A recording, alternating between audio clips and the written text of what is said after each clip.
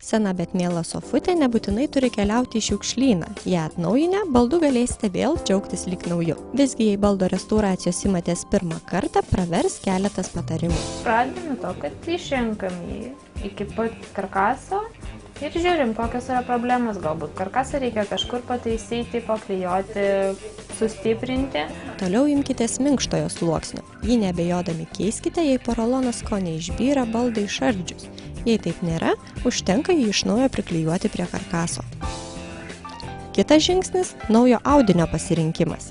Jį iškirpkite ir susiūkite pagal senųjų baldo detalių formas.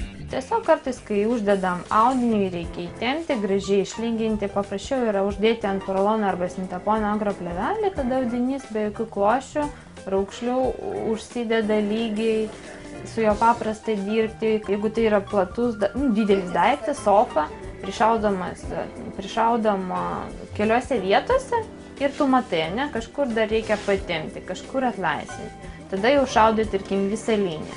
Vėl pažiūrė, ar viskas tvarkoja, audinys, jeigu dryžiukai ar eina gražiai, ne, niekur niekas nenuslysta iš šono.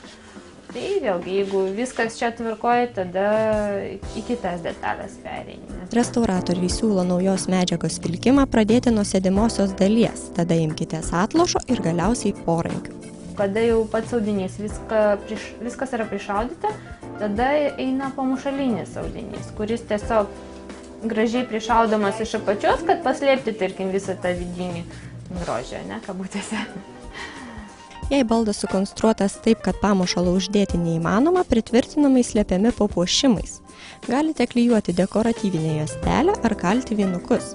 Visgi svarbiausia, jog išlaikytumėte visas baldo konstrukcinės dalis, nes tik tuomet jis atrodys toks, koks buvęs.